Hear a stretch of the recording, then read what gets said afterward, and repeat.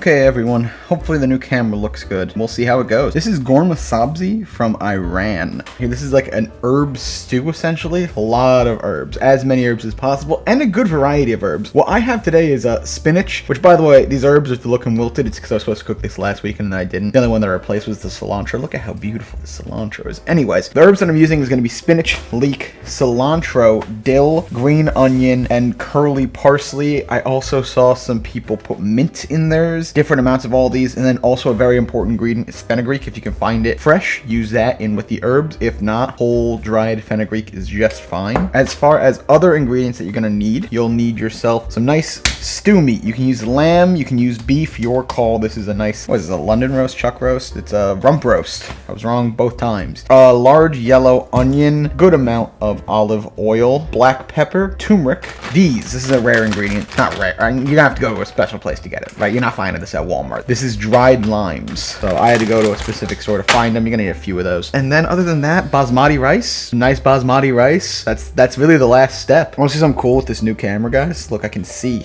what I'm seeing now. So now I don't have to be like, I wonder if it's recording. I know if it's recording. I can look in my pocket. Oh, it's beautiful. Anyways, this is not an ad for the, what is this? Action 5? Action 5, not an ad for the Action 5. But boy, oh boy, did I buy a GoPro before this, and that thing sucked. That's why I recorded multiple videos with it in a different profile, because I had the GoPro and I couldn't get it to work, and then I was like, screw this, we return. I'm just gonna clear off a little bit of room here for my herbs.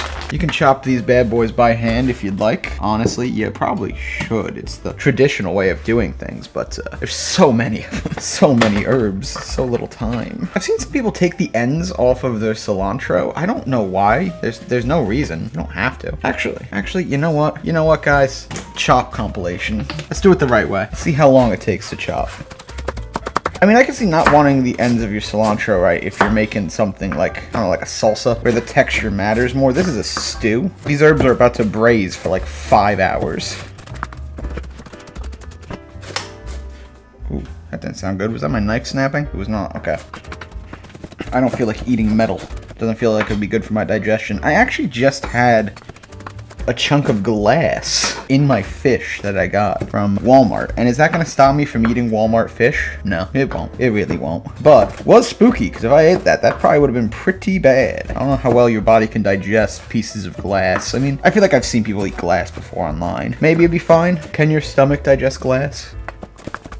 First herb done. Don't do that. That was stupid of me. Should have moved this over here. First bushel of cilantro has been diced. Second bushel of cilantro. You know what stinks about filming while cooking? I can't sit here blasting music. I have to like sit in silence as I chop, so that you guys can hear nice audio in between. I don't get a copyright strike. Sometimes it makes me jealous of the format of like Binging with Babish here, this guy. Because with his cooking videos, he's doing voiceover, so the entire time he can be saying whatever during the cooking process, listening to music, having fun. Me, it's just silence and chopping. Let's knock out the curly parsley next. I feel like I got ripped off on some of these. This is such a small amount of parsley. It said 3 bushels, but these are some small bushels. Oh, these bad boys are dry. That's what happens when you let them sit in your fridge for a week, huh? Oh, still very fragrant, though.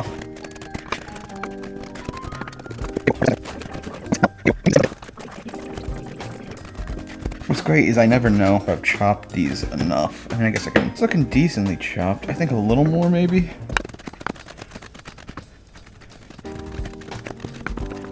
Alright, parsley going into the pot. Pan is getting full. I'm looking at these green onions, and they're okay. Honestly, I think I'm leaving these out. Or not green onions, these leeks. Only like 2 recipes had leeks in them. I don't trust it. If you're someone who's actually made this before, leave a comment roasting me. I'm sure you guys are like, I can't believe he left the leek out. That's my favorite part of the food. If any of your green onion pieces are looking too rough, throw them out. It's fine. Like that. What is that? Get rid of that. A lot of times the ones that are really dead are like the outer part of the green onion, like this right here. See how that's really dead? It's the outer skin. Here we go, some prime examples. I think this was the bottom one. See, that's the outer skin. This one, outer skin. This one, outer skin. Well, the whole core of it's still fine. Actually, it seems to be every single one on this one. Every single outer skin was bad. So as with all green onions, get rid of the ends. Since mine are a little wilted too, I'm gonna get rid of the tips. Get these in a beautiful old row, perfectly busheled together like this, and just start chopping away. That worked really well until this got big. Now it's more of a traditional forward chop. Ooh, that was close to my thumb. Watch your fingers when you do this. Some recipes say to only use the green parts and don't include the white ends of the green onion. But other ones say you can, so I'm just going to. But I'd rather not just put a bunch of green onion ends in my fridge and then maybe put them into something later, like a soup or something, I don't know. You also don't need the green onion as fine as the other things. I could have just stopped when it was just circles. But I didn't really cut the circle parts fine enough in my opinion. Oh wow, this is so much onion that it's actually burning my eyes. I've never had green onion burn my eyes. I mean, I should have known that it could burn your eyes, but it's just never happened before. Oh god, hurts. I don't think this pot is big enough, actually, but we'll see. Are all these herbs like spinach where it disintegrates? Only time will tell. Let's get at the dill. In the comment section, if you actually made this, let me know if you were a coward and used the food processor. Or if you actually chopped all this stuff by hand, because I'm a level with you. I kind of wish I used the food processor now that I'm 15 minutes into chopping things. Oh yeah, some of the spinach is turned. Actually, a lot of the spinach is turned. Okay, maybe we don't use the spinach. The spinach seems to be bad. I probably should have checked that spinach before I went to the store earlier. Luckily, I have a bag of frozen spinach, so we'll just use this. Since I'm chopping stuff, I might as well finish chopping everything. Nothing too fine on the onion, just like a rustic chop. It's just going in the stew at the beginning here. There's no garlic in this recipe? I just noticed there's no garlic. Oh, we're cutting this up into like stew-sized cubes. You could buy stew meat instead, like actually pre-cut if you're lazy, but if you buy the stew meat in whole pieces like this, it's usually $2 a pound cheaper. So when you're buying like, you know, 3 pounds worth like I just did here. By the way, this is 3 pounds worth. You can use 2 to 3 pounds. It really doesn't matter that much. It's all going in the stew anyways. This isn't a very accurate dish. Not only is it not a very accurate dish, literally 100% of the recipes that I saw had fully different ingredients. It seems to be like oh, this is how my parents made it, so this is how I made it kind of dish. But it's just like any herbs. Alright, we're done chopping, finally. Oh god, my nose itches. Oh no, my hand is covered in raw beef and my nose itches. Please, my nose is running from all the onion. Alright, so that was about 30 minutes worth of me just chopping vegetables. Was that worth it instead of using a food processor and probably getting it done in 10? I'd say no. Do I deserve 100% of the street cred that I get for doing that by hand? Yes. Will this fit in there? Oh, I probably shouldn't have added that already. This is full. This is so full. Do I have a bigger pan? I do, but they're all stick. I need non-stick, really, because like these herbs are gonna go bad. I'm gonna get a bowl. I'm gonna get a bowl. You know, we don't gotta go far. Just grab this pot. Grab this pot. We're just gonna... Oh, God. Oh, the pan's hot on the bottom, too. Ow. There we go. It's a more manageable amount to cook. So the goal is to cook this down until black, but you want to cook it on a low temperature heat. So if you cook it too high and too fast, it'll burn. We're basically caramelizing these herbs, essentially. This isn't a screw top? Oh, it is. Oh, it's a plunger. This is some olive oil. I'm going to use like 6 tablespoons in total for this dish. They're pretty liberal with the olive oil here. And just as this stuff wilts, I'm going to add more and more of that herb into it until it's all in here and all wilted. So I just took my headset off like 2 seconds ago. So I was like, it's gonna be a while as I cook this stuff down. I forgot how quickly herbs and like spinach and stuff shrinks into nothingness. I mean, this was that whole pan a minute ago and now it's already almost gone. So we're just gonna keep on whenever it gets lower like this, just coming over here, grabbing like another fistful or two and restocking. I recommend sliding the cooked herbs over to one side and adding the raw in on the other. And then you do one of these. We flip the cooked ones on top of the completely raw ones so that the raw ones end up underneath. But really, you're just mixing it all in. And this might take 2, maybe 3 times of doing that before we get 100% of the herbs integrated. Oh, this wire was in the way that entire time, huh? That's sick. And if things are getting a little dry, just add more olive oil. Because like I said, you're gonna add a lot. Oh, oh, oh, oh. Ow. Ow, ow. You're gonna be putting a lot in this dish anyway, so I wouldn't be too concerned. We're gonna be pretty liberal here with our usage of olive oil. And remember, the spinach that I was putting in here is frozen, so it's gonna take a little longer in general to cook because we gotta get all the moisture out of that frozen spinach too. That's my bad. You're supposed to use, I mean, you can use anything. Fresh spinach would have been better though. That's on me for not checking. I was literally just at the store too. I easily could have bought another bag if I would have remembered and looked at that. I was like, nah, it's gotta be good. It's only been a week. Like, I don't know that spinach goes bad. It obviously goes bad in a week, Chris. That stuff goes bad in 5 days. Not even. 3 maybe. Depends on its mood. It's a lot like a banana. They'll be fine one day, falling apart the next. I bought these bananas 3 days ago. What happened? This is the point where we can see how good you are at multitasking. Get your other stove going on a relatively high heat with your onion and some olive oil in there. We're gonna get this frying up. Also scrape the walls down of this thing with herbs because they'll stick and they'll stay up there and then they'll burn if you don't. Just make sure you don't leave any part of this unattended for too long. Honestly, I might turn it down a little. I really want to make sure this caramelizes and doesn't burn. Low and slow is the name of the game with this dish. I don't know if I mentioned that. It takes like, I don't know, I'm like already 45 minutes into cooking it, but once I actually get it all in the pot and it's bubbling, it takes like 4.5, 5 hours from there. I don't even know if I have enough time. It's already 2 p.m. I'm supposed to leave here by 8. We cutting it close. It's fine. I think I get this last bit of herbs in here now. See, and like magic, all of that stuff is down to this size already, and it's only gonna get smaller. It's only gonna get smaller from here. Also, this is gonna take a second. That's why I started it going, because it's a Dutch oven. They retain heat really well, but they also take a while to heat up. You can cook this in a normal pot. Whenever I'm stewing anything, I use the Dutch oven. I think it just comes out better. It doesn't matter if you get some herbs in here, but try not to get like a ton. Tap it off before you go back and forth between. To the best of your, don't go crazy, but you know, to the best of your ability. Also, now that these are getting cooked down, let's grab our dried fenugreek. Because like I said, you're supposed to put fresh fenugreek in here. And we're going to add in like 1.5 tablespoons worth. Somewhere around there. By the way, as is tradition, I forgot kidney beans go in here too. I always forget an ingredient for some reason. Once these onions sweat down a little, like becoming a little translucent, we're good to go on adding in the beef. Remember, this can be beef, this can be lamb. Any sort of stewing meat is fine here. Again, liberal with olive oil. Black pepper, let's throw in a couple teaspoons worth. How much do I got? I have like 2 teaspoons. Technically, I think we're supposed to put like 3. We'll fresh grind some into it, and we'll get a teaspoon of turmeric. Now, here's the thing with the kidney beans. You are supposed to put them in right now. Like, this is the point we put them in. But that's if you're using dried kidney beans that you soaked overnight, that aren't, like, you know, cooked. These are canned kidney beans, which are for the most part cooked, so I'm not gonna put those in yet. We're gonna keep this going low and slow. The meat can keep getting cooked for a minute. Everyone says you're doing this to brown the meat, but not a single video that I watched did the people actually brown the meat. Like, the meat became brown because it got cooked slightly on the outside, but I don't really think this step is necessary other than to toast the spices that I just put in. Maybe it is. I mean, you do want to get the rawness out of the onion, I guess, before you start stewing it, but I kind of like the rawness in an onion, you know? Okay, now we're just gonna dump some water in. Recipe calls for 6 cups, but you're stewing this for like a long time. You know, like 5 hours on low heat, so I don't think it really matters that much. Just make sure that everything's kind of covered. For me, that was approximately 6 cups. That's funny. It's funny how it comes out, huh? And these herbs are really starting to mush up. They're not, I mean, they're still very wet, but they're starting to become a homogeneous mass. Now, I've seen people add the herbs in at this stage, and by people, I mean cowards. Cowards that you see on TikTok.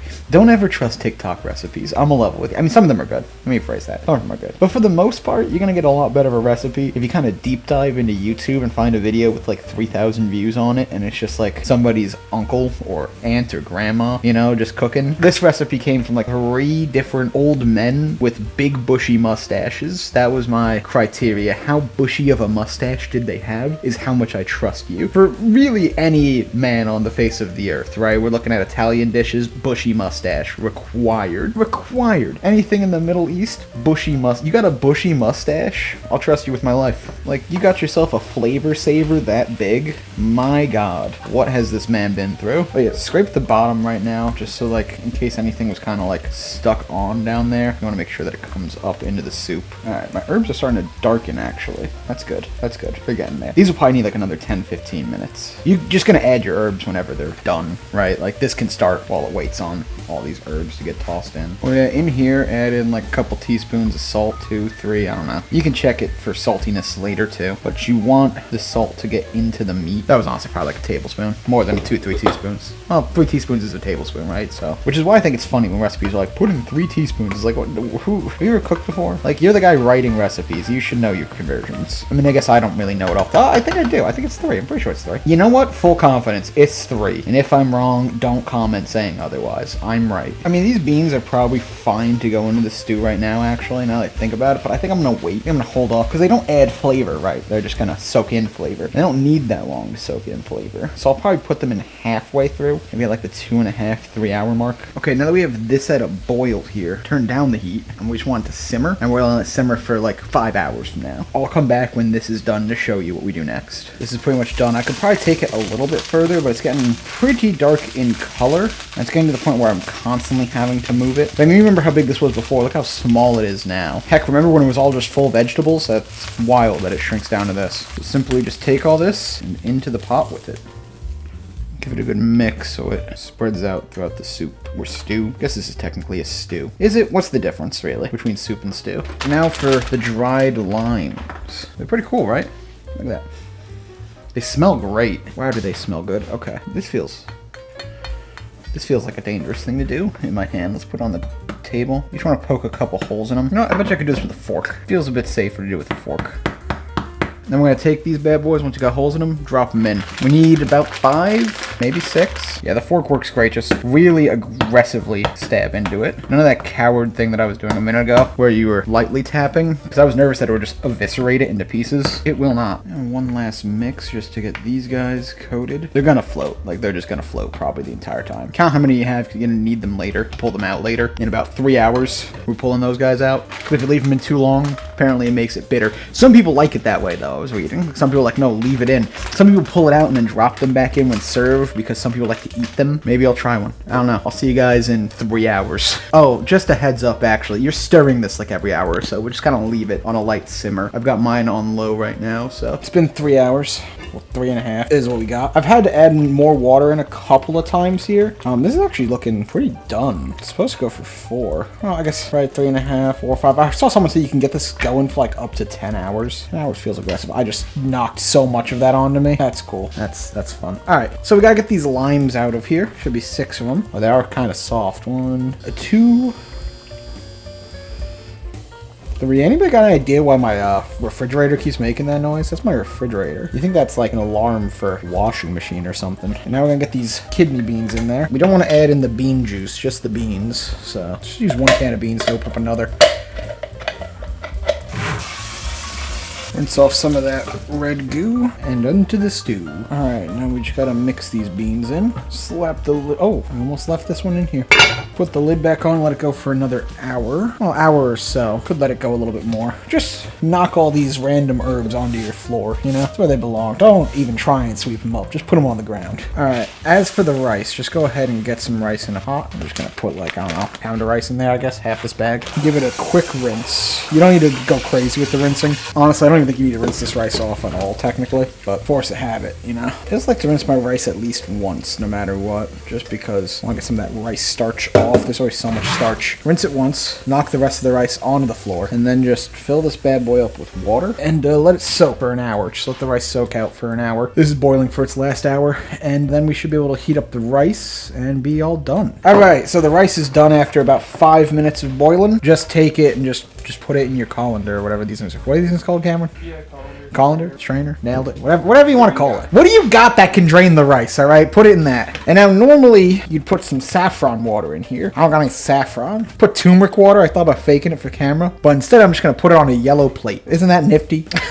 Alright, let's plate this bad boy up. A little bit of rice, or a lot of bit of rice. Go through and pick out any of the herbs that fell off the spoon into your rice, because presentation. Give it a little pat, burn your hand on it, really caress it, get in there. Get up in there and burn yourself. If you're not burning yourself, are you even cooking? Probably not. Now let's come over here, grab some of this. Plate is really hot. Grab some extra meat chunks just for presentation value. Bam! Let me take some photos. I'll be right back. Alright, photos have been taken. I am aware that I should probably technically eat this with my hands. This is screaming hot. I'm not grabbing this right now. Let's just grab a piece of the beef here. Oh yeah, super tender beef. Let's try just the sauce. On fire, like on fire. Beans add a nice little bit of texture. It's a little over salted, I will say that. That's fine with the rice, that should mellow it out. It does. Okay, I'm not getting a ton of the herb in here. Honestly, I'm not getting a ton of any one flavor in here. It's mostly beef. Okay, we want to get in here and try this?